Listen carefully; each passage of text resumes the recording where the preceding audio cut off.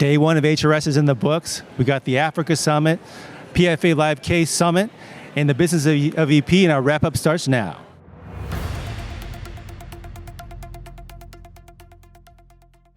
So we're all coming together. Day one of HRS in the books.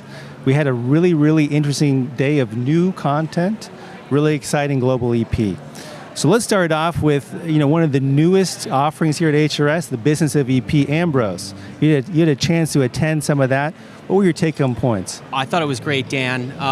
Really engaged, really exciting topics. Presenters were fantastic. I think it's a really important topic, more now than ever after the changes we've had in the last year to 2 years.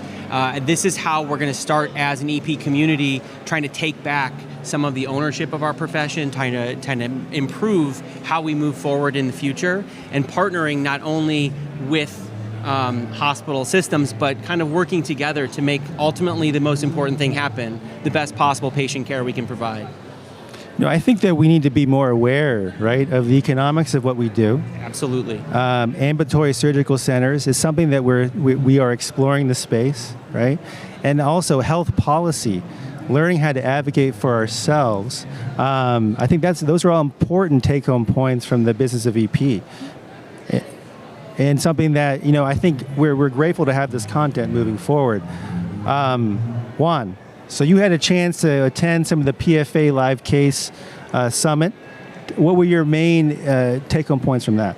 Well, it was really interesting. We have a crowded room and a lot of technology.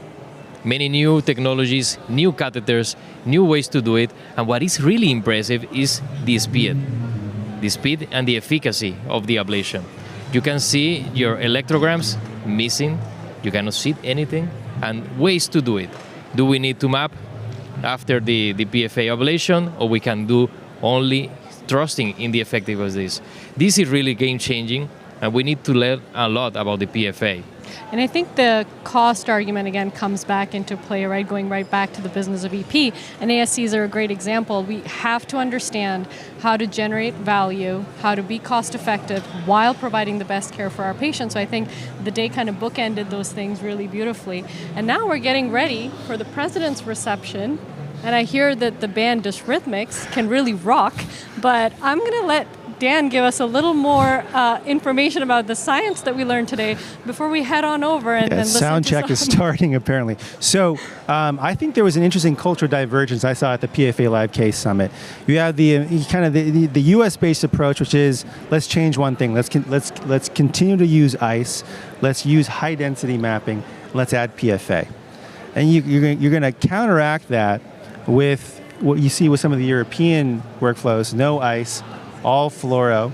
And it would be interesting to figure out where will we settle on this. I mean, I'm incredibly biased. I think ICE in this first generation offering of PFA really helps us visualize catheter contact. And we know contact and a little bit of contact force is important, right? Now, the Europeans will make the argument, right, that with fluoro we can see catheter changes, right? Deformations that will say, hey, we have good contact. But I cannot, for the life of me, find an argument for using fluoroscopy that is not economic. Can any of you? I couldn't agree with you more. We know the value of ICE, and I think, obviously given our experience here and how much we use ICE, we are very reluctant to give up that. And I agree with you, the only thing that fluoroscopy saves us is maybe on the bottom line with the procedural costs. But on the other side, in Latin America, we have this issue too, about the economics. How much is it going to cost? You have new technology that is expensive, and you have to deal with new challenges with that, including ICE with this. We're in the Europe group that we have to use the fluoro. And I have to put a plug in for lifestyle modification because all the technology is very exciting. But a very important low-cost intervention would be to help our patients manage their weight, their sleep apnea, their blood pressure, and their diabetes, which would definitely help with outcomes. And there's better interventions for that than ever as well, which we will talk about later in the conference. But exciting, the FDA just approved the first weight loss drug ever to be covered, which is groundbreaking because Absolutely. You're right. one of the conversations, and you saw this shift with the most recent guidelines, is the 3 pillars of AFib, right? And lifestyle modifications is huge. And I have that conversation with patients like, I'm going to tell you what I can do for you, but we need to have a real long discussion about what you can do for you too, because at the end of the day, our goal is the best outcomes for our patients. No, it's a technological arms race in EP. It really is. And we get excited, we can get wrapped up in it. But we as a community, as a global community, right, we'll need to do introspection, right, on what works best for our patients, what is cost effective moving forward. So a really, really great discussion. Juan, I appreciated your global perspective. And segueing now into actually the Africa Summit that was also held today here at HRS. I think really a beautiful example of global EP, right? And it really, you see there is a true, vibrant EP community in Africa, and really an appetite for building up complex electrophysiology skills. And really, as we think as a global community, it's really great to bring them into the fray.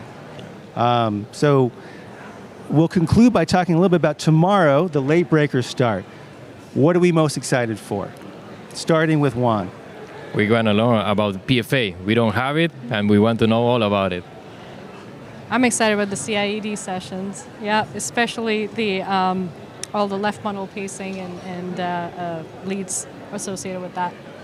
I also think we have some interesting stuff coming about anticoagulation, a couple of big trials looking at when we should be and maybe not anticoagulating our patients with AFib using device-detected arrhythmias. I'm very excited to see what that brings forth and how it changes our practice. Yeah, we're comparing PFA to Convergent, which I think will be very exciting.